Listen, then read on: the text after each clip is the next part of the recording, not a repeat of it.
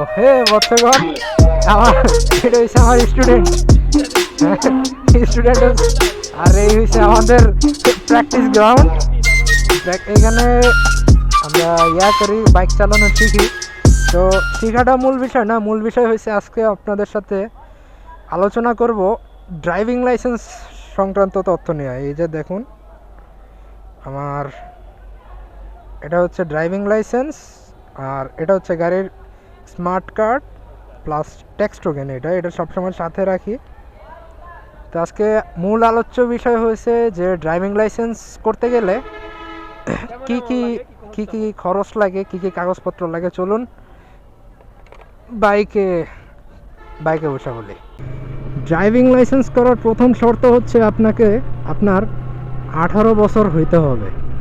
18 বছর হইলেই হবে না, আপনাকে সাথে এনআইডি কার্ড থাকতে হবে, জাতীয় পরিচয়পত্র, যেটা আপনারা এই দেখতে পাচ্ছেন ভোটার আইডি কার্ড লাগবে।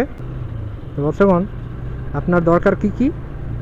Voter ID card, school certificate সর্বনিম্ন JSC-টা, তারপরে লাগবে বাসার বিদ্যুৎ বিলের কাগজ, তারপরে নিজের এনআইডি কার্ড থেকে রেজিস্ট্রেশনকৃত সিম, আর হচ্ছে মেডিকেল সার্টিফিকেট। এই 5টা জিনিস হলেই আপনি ড্রাইভিং লাইসেন্সের জন্য আবেদন করতে পারবেন।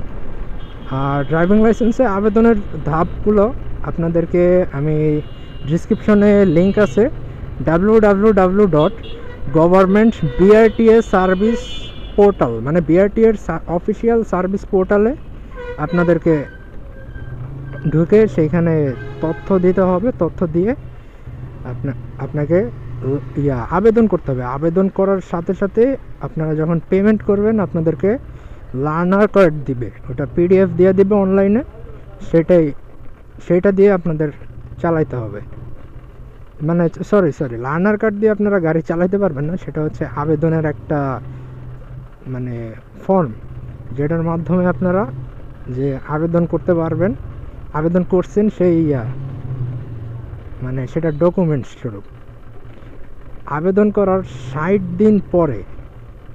দিন পরে আপনাকে এক্সামের জন্য ডাকবে। ওই দিন আপনার বায়োমেট্রিক নেবে, অর্থাৎ আঙ্গুলের ছাপ নেবে, ছবি তুলবে, এবং ওই দিন আপনার রিটেন এক্সাম হবে, তারপর ভাইভা হবে। এসবের পরে আপনাকে সর্বশেষ প্র্যাকটিক্যাল এক্সামে আপনি যদি কার মানে লাইট প্লাস মোটরসাইকেল দুইটাই দেন, আপনাকে দুইটাই চালাইতে হবে। আর যদি আপনি শুধু মোটরসাইকেল দেন, শুধু মোটরসাইকেল চালাইতে হবে। তো ওই এক্সামে পাশ করার পরে আপনাকে করতে হবে কি, পাশ করার পরে আপনাকে অনলাইনে ফি জমা দিতে হবে। ফি জমা দিলেই আপনার পেপার ড্রাইভিং লাইসেন্স পাওয়া যাবে। পেপার ড্রাইভিং লাইসেন্স দিয়ে আপনি প্রাথমিকভাবে ওইটা দিয়া মানে ওই যতদিন পর্যন্ত আপনার স্মার্ট কার্ড না আসে ততদিন পর্যন্ত আপনি ওই পেপার ড্রাইভিং লাইসেন্স দিয়ে চালাতে পারবেন। তো বৎসগণ, এই হচ্ছে ড্রাইভিং লাইসেন্সের মূল প্রসেসিং। তো ভিডিওটা ভালো লাগলে সাথেই থাকবেন এবং আপনাদের ভাইয়ের জন্য দোয়া করবেন। আল্লাহ হাফেজ।